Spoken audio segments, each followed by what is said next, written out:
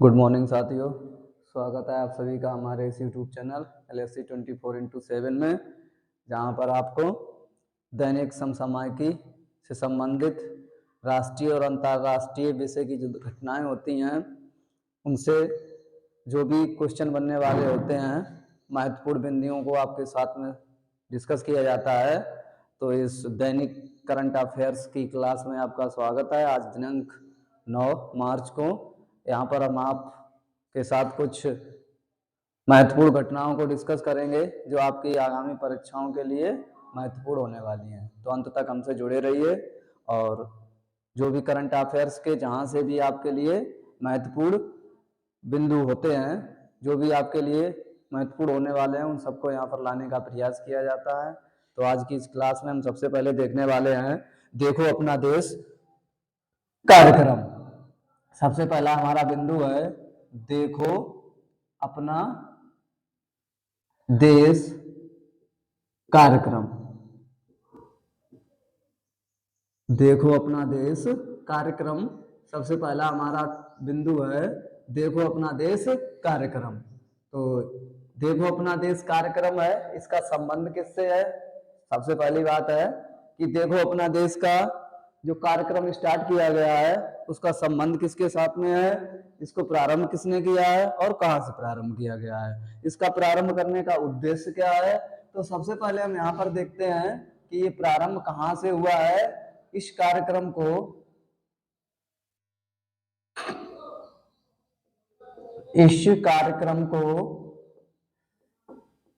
जम्मू कश्मीर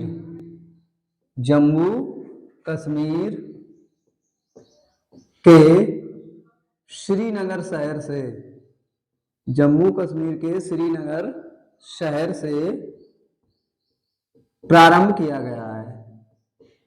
सबसे पहली बात होती है जम्मू कश्मीर के श्रीनगर शहर से प्रारंभ किया गया है। स्थान अगर आपसे पूछा जाए देखो अपना कार्यक्रम कहां से प्रारंभ किया गया है, तो भारत का एक केंद्र शासित प्रदेश है जिसका नाम जम्मू कश्मीर है, और जम्मू कश्मीर में श्रीनगर शहर से इसको क्या किया गया है, प्रारंभ किया गया है। दूसरी बात है इसको प्रारंभ करने वाला कौन है, तो इस कार्यक्रम को प्रारंभ किया गया है 8 मार्च 2024 में देश के प्रधानमंत्री द्वारा, देश के प्रधानमंत्री द्वारा। किसके द्वारा? इसको 8 मार्च 2024 में देश के प्रधानमंत्री द्वारा इसको प्रारंभ किया गया है। कहां से प्रारंभ किया गया है? जम्मू कश्मीर में श्रीनगर नामक स्थान से। इसका उद्देश्य क्या है? इसका उद्देश्य क्या है? इसका उद्देश्य है, इस कार्यक्रम का उद्देश्य क्या है, क्यों प्रारंभ किया गया है? तो इसका उद्देश्य है पर्यटन को बढ़ावा देना, पर्यटन को बढ़ावा देना, बढ़ावा देना। इसका मतलब ये है, ये ऐसा कार्यक्रम प्रारंभ किया गया है कि जो भी हमारे देश के नागरिक बाहर रहते हैं, हम अब जिनको प्रवासी भारतीय कहा जाता है, तो वो क्या कर सकते हैं, वो इस कार्यक्रम के तहत भारत में आकर और क्या काम कर सकते हैं, अपने भारत को देख सकते हैं, यहाँ की संस्कृति को देख सकते हैं, यहाँ के ऐतिहासिक स्थलों को देख सकते हैं। ये कार्यक्रम स्टार्ट किया गया है किसको? पर्यटन को बढ़ावा देने के लिए, भारत के जो महत्वपूर्ण पर्यटन स्थल हैं उनको घूमने के लिए, उनको देखने के लिए देश के प्रधानमंत्री द्वारा ये कार्यक्रम स्टार्ट किया गया, देखो अपना देश कार्यक्रम। इसी के तहत उन्होंने वहां पर एक और कार्यक्रम स्टार्ट किया, चलो इंडिया, चलो इंडिया कार्यक्रम, चलो इंडिया कार्यक्रम। ये चलो इंडिया कार्यक्रम का संबंध भी इसी कार्यक्रम से है। इसका भी मतलब क्या है, ये भी जम्मू कश्मीर से ही प्रारंभ हुआ है। इसका मतलब है भारत में आइए, आपका स्वागत है, भारत के प्रमुख पर्यटन स्थलों को देखिए, ऐतिहासिक संस्कृति को देखिए, हमसे जुड़िए। तो इस उद्देश्य, इस कार्यक्रम का ये उद्देश्य है। उसके बाद हम यहाँ पर बात करते हैं, दूसरा आज का हमारा पॉइंट है विधवा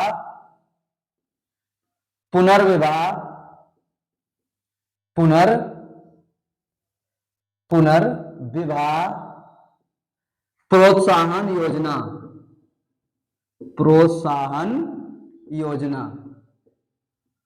तो विधवा पुनर्विवाह प्रोत्साहन योजना का संबंध किस राज्य से है, किसने प्रारंभ किया है? आपको पता लग रहा होगा नाम से ही, विधवा पुनर्विवाह जो प्रोत्साहन योजना है, नाम से ही पता लग रहा होगा किसके लिए प्रारंभ की गई है। जो महिलाएं होती हैं उनके लिए योजना को प्रारंभ किया गया है। किसके लिए? जो विधवा महिलाएं हैं उनको दोबारा शादी करने के लिए। तो सबसे पहली बात है, ये योजना प्रारंभ कहां से होती है? तो ये योजना झारखंड राज्य में, झारखंड में विधवा महिलाओं के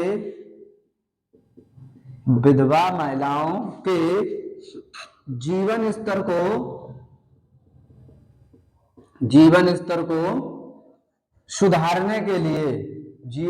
को सुधारने के लिए प्रारंभ की गई है। ठीक है, तो ये योजना झारखंड में जो विधवा महिलाएं हैं उनके जीवन स्तर को प्रारंभ करने के लिए इस योजना को प्रारंभ किया गया है। कौन सा? विधवा पुनर्विवाह प्रोत्साहन योजना। अगर पूछ लिया जाए योजना को प्रारंभ करने वाला कौन है, तो वर्तमान समय में जो आपके झारखंड के मुख्यमंत्री हैं उन्हीं के द्वारा इस योजना को क्या किया गया है? प्रारंभ किया गया है। तो कौन है भाई इस योजना को प्रारंभ करने वाले? झारखंड के मुख्यमंत्री, जिनका क्या नाम है? मुख्यमंत्री चंपई सोरेन। किसके द्वारा किया गया है? चंपई सोरेन द्वारा झारखंड राज्य में योजना प्रारंभ की गई है। कौन सी योजना है? इसका नाम है विधवा पुनर्विवाह प्रोत्साहन योजना। इस योजना के अंतर्गत क्या किया जाएगा? जो विधवा महिला है अगर वो शादी करती है, दोबारा पुनर्विवाह होता है उसका, विधवा को पुनर्विवाह के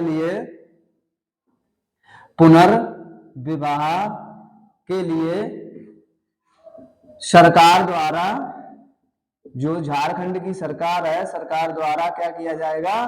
2 लाख रुपए की वित्तीय सहायता प्रदान की जाएगी। 2 लाख रुपए की वित्तीय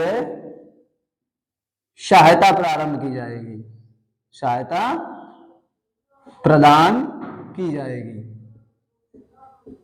तो ये किसके लिए है? ये महिलाओं के लिए है। किन महिलाओं के लिए है? विधवा महिलाओं के लिए है। झारखंड सरकार द्वारा इसको प्रारंभ किया गया है। जो विधवा महिलाएं हैं अगर वो अपना दोबारा से पुनर्विवाह करती हैं तो उनको क्या मिलेगा? सरकार द्वारा 2 लाख रुपए की उनको वित्तीय सहायता इस योजना के अंतर्गत प्रदान की जाएगी, जिससे वो अपना जीवन दोबारा से नए सिरे से फिर से प्रारंभ कर सकें और फिर से अपने जीवन स्तर को पहले की तरह बेहतर बना सकें। तो इस योजना का यही उद्देश्य है कि उनके जीवन को फिर से दोबारा से उनके जीवन की नई शुरुआत करना, उनके जीवन स्तर को बढ़ाना, इस योजना का मुख्य उद्देश्य है। उसके बाद हम बात करते हैं, तीसरा आज का हमारा पॉइंट है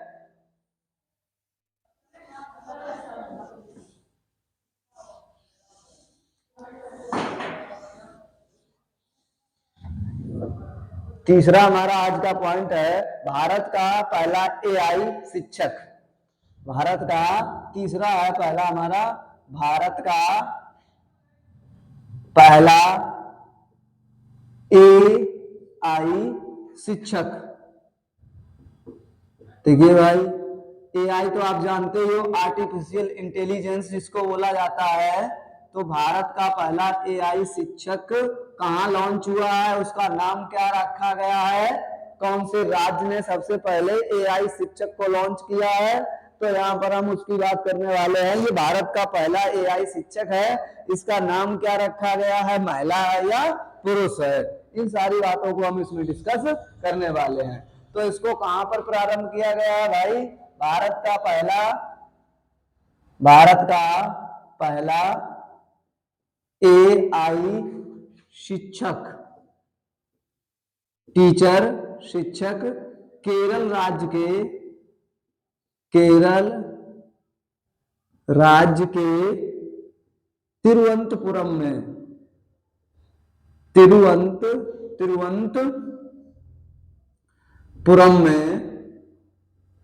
तिरुवनंतपुरम में लॉन्च किया गया।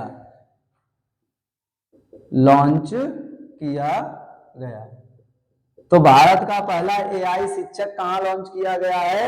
ये केरल राज्य के तिरुवनंतपुरम में इस पहले शिक्षक को लॉन्च किया गया है। पहली बार इसको क्लास में भेजा गया है। अब वो क्या करेगा? वहां पर जाकर बच्चों को पढ़ाएगा, उनके सवालों का जवाब भी देगा, जो भी उनकी समस्याएं होंगी उन सबको वो क्या करेगा? वहां पर सॉल्व करेगा, खुद चलेगा, ठीक है, उनके सवालों का जवाब देगा, पढ़ाएगा, उनकी बात को सुनेगा। ये सारे काम करने वाला कौन है? आपका ये एक एआई शिक्षक है। एआई शिक्षक का मतलब एक रोबोट बनाया गया है। वो रोबोट क्या काम करेगा? उसमें आर्टिफिशियल इंटेलिजेंस को लगाया गया है और वो क्या काम करेगा? क्लास में जाकर बच्चों को पढ़ाएगा, चलेगा, इधर उधर घूमेगा, उनके सवाल होंगे उन सवालों को जवाब देगा और उनको कंटेंट देगा। ये है इस शिक्षक का काम। तो इसका नाम क्या है? तो भाई भारत का जो पहला एआई शिक्षक है, पहला एआई शिक्षक, इसका नाम क्या रखा गया है? शिक्षक नाम रखा गया है आयरिस। इसका नाम रखा गया है आयरिस, जो एक महिला शिक्षिका है। क्या है? महिला है, ठीक है, पुरुष नहीं है। ये जो भारत का पहला एक एआई शिक्षक है वो कौन है? एक महिला है। कहने का मतलब है वो किस भेष में है? महिला जैसी वो रोबोट दिखता है, महिला रोबोट है और उसका नाम क्या रखा गया है? आयरिस नाम रखा गया है। तो ये करने वाला क्या है? किस किस क्लास को पढ़ाएगा? तो भाई ये क्लास नर्सरी से पढ़ाएगा। क्लास नर्सरी से लेकर के क्लास नर्सरी से ये पढ़ाएगा क्लास 12th तक। क्लास 12th तक पढ़ाएगा भाई। तो कहां से इसको प्रारंभ करना पड़ेगा? पढ़ाने के लिए कहां से प्रारंभ करेगा? क्लास नर्सरी से पढ़ाएगा और कहां तक? क्लास 12th तक पढ़ाएगा। उसके बाद बात करते हैं इसकी क्या विशेषता होगी। इसकी विशेषता ये होगी, यह शिक्षक या शिक्षिका जो भी है, ये शिक्षक स्वतः क्या करेगा? स्वतः चलेगा क्लास में, जैसे आपका शिक्षक चलता है स्वतः चलेगा, सवालों का जवाब देगा, सवालों का जवाब देगा, स्वतः चलेगा, सवालों का जवाब देगा और पढ़ाएगा। इतने काम करने वाला है ये शिक्षक, ठीक है ना। क्या काम करेगा? ये शिक्षक स्वतः चलेगा, सवालों का जवाब देगा और पढ़ाएगा, ठीक है, पूरी क्लास को ये हैंडल करेगा। तो ये आपका भारत का पहला एआई शिक्षक हो गया। उसके बाद हम बात करते हैं, एक और हमारा बिंदु है ई किसान उपज निधि योजना। ई किसान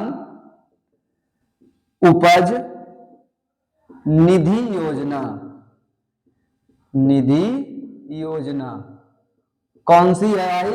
ई किसान उपज निधि योजना ये प्रारंभ की गई है।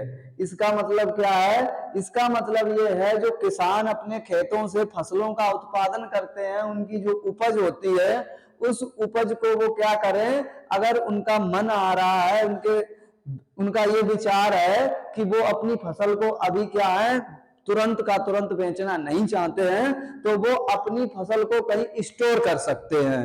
तो इनको स्टोर करने के लिए भंडार गृह होते हैं जिनको वेयर हाउस बोला जाता है।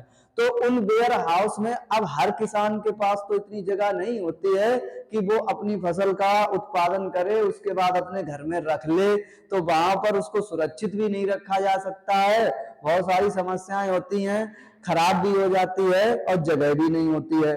तो इसमें क्या काम है, ये आपका जो ई किसान उपज निधि योजना है, हमारे देश में किसानों की फसल को सुरक्षित रखने के लिए वेयर हाउस बनाए गए हैं सरकार द्वारा, जिनको भंडार गृह कहा जाता है। और जो भी किसान अपनी फसल ले जाकर उनमें रखता है तो उससे सरकार क्या लेती है? इंटरेस्ट लेती है। इंटरेस्ट का मतलब होता है जो उसने आपकी फसल रखवाई है तो उसको किराया देना पड़ेगा, तो ये किराया देना पड़ता है। तो इसी टॉपिक से संबंधित इसी बिंदु पर सरकार ने किसानों के लिए कुछ एक उसी से रिलेटेड एक योजना लॉन्च की है जिसका नाम क्या रखा गया है, ई किसान उपज निधि योजना इसका नाम रखा गया है। तो इस योजना में होना क्या वाला है, इसको पहले स्टार्ट कहां से किया गया है, तो ये योजना नई दिल्ली में, भारत की राजधानी नई दिल्ली से केंद्रीय मंत्री जो आपके हैं पीयूष गोयल, केंद्रीय मंत्री पीयूष गोयल द्वारा प्रारंभ किया गया है, द्वारा प्रारंभ की गई। तो ये योजना कहां से प्रारंभ होती है, नई दिल्ली से होती है। केंद्रीय मंत्री पीयूष गोयल द्वारा इस योजना को प्रारंभ किया गया है। तो हमने जैसा आपको बताया है कि इस योजना का लक्ष्य क्या है, इस योजना का लक्ष्य है किसानों को उनकी उपज को भंडार गृह में रखने, वो अगर अपनी फसल को क्या करना चाहते हैं, भंडार गृह में रखना चाहते हैं, तो भंडार गृह में रखने की जो सुविधा है, सुविधा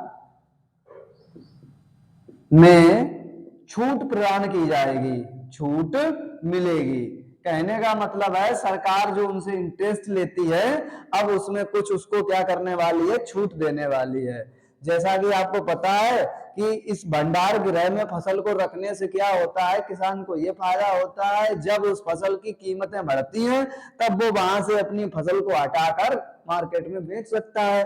तो अब सरकार ने क्या काम किया है, तो इन भंडार गृहों में अगर किसान अपनी उपज को रखता है तो अब उसको कुछ छूट दी जाएगी। कितनी छूट दी जाएगी, किसान को 6 माह के लिए 7% की छूट मिलने वाली है। अब क्या होगा, अब जो किसान अपना टोटल इंटरेस्ट देते थे, उस इंटरेस्ट में से कितना इंटरेस्ट सरकार ने कम कर दिया है, सरकार 7% इंटरेस्ट कम लेगी। और दूसरा क्या काम होता था, जब सरकार वहां पर फसल रखवाती थी तो उनसे कुछ सिक्योरिटी मनी उनसे जमा करवाती थी, इस रूप में कहीं ऐसा ना हो कि फसल सस्ती हो जाए और आप छोड़ के चले जाओ और हमारा किराया भी ना मिल पाए।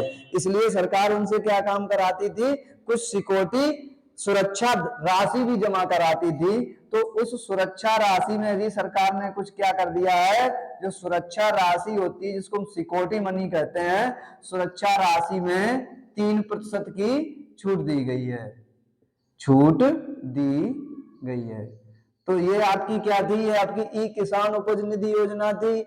आज हमने यहाँ पर करंट अफेयर से संबंधित जो आपके 8 तारीख वाला करंट अफेयर्स है, उसमें आपसे संबंधित कुछ 4 बिंदुओं को हमने डिस्कस किया है। सबसे पहला आपका था देश को अपना देखो अपना देश योजना, एक कहां से प्रारंभ हुई है, जम्मू कश्मीर से प्रारंभ हुई। किसने की है, प्रधानमंत्री नरेंद्र मोदी ने। इसका उद्देश्य क्या है, पर्यटन को बढ़ावा देना और देश में जो ऐतिहासिक और सांस्कृतिक स्तर है उनसे लोगों को और ज्यादा जोड़ना। उसके बाद हमने यहाँ पर दूसरा किया था विधवा पुनर्विवाह प्रोत्साहन योजना। झारखंड के मुख्यमंत्री जो चंपई सोरेन है, उनके द्वारा ये योजना प्रारंभ की गई है। क्यों प्रारंभ की गई है, विधवा महिलाओं के जीवन स्तर को बढ़ाने के लिए। जो महिला विधवाएं हैं, अगर वो झारखंड में है, झारखंड की विधवा कोई भी महिला अगर पुनर्विवाह करती है तो उसको सरकार द्वारा 2 लाख रुपए की प्रोत्साहन राशि दी जाएगी। फिर हमने यहाँ पर डिस्कस किया था भारत का पहला एआई शिक्षक, कहां पर ये लॉन्च हुआ है, ये आपका केरल राज्य में लॉन्च हुआ है, तिरुवनंतपुरम में। इसका नाम क्या रखा गया है, आयरिस रखा गया है, जो एक महिला जैसा दिखता है। ये क्लास नर्सरी से क्लास 12 तक पढ़ाने वाला है और ये सारी एक्टिविटीज वो करेगा जो एक्टिविटीज एक टीचर करता है। उसके बाद हमने यहाँ पर पढ़ाया था ई किसान उपज निधि योजना। ये कहां से प्रारंभ की गई है, नई दिल्ली से प्रारंभ की गई है केंद्रीय मंत्री पीयूष गोयल द्वारा। इसका मुख्य उद्देश्य क्या है, किसानों को उनकी उपज को भंडार गृह में रखने की जो सुविधा सरकार दी जाती है, सरकार द्वारा अब उसमें वो क्या करना चाहती है, किसानों को छूट मिलने वाली है। ठीक है, जो छूट मिलने वाली है वो आपके सामने लिखी हुई है। तो ये थे आपके लिए महत्वपूर्ण कुछ बिंदु जो आपके साथ हमने डिस्कस किए। अगर आपको हमारा ये प्रयास अच्छा लग रहा हो तो अंत तक हमसे जुड़े रहिए, हमारे चैनल को सब्सक्राइब कर लीजिए और हमारे वीडियो को लाइक करिए, पढ़ते रहिए। कल फिर मिलते हैं यहीं पर एक नए टॉपिक के साथ, कुछ नए इंपॉर्टेंट बिंदुओं के साथ जो आपके लिए इंपॉर्टेंट होने वाले हैं।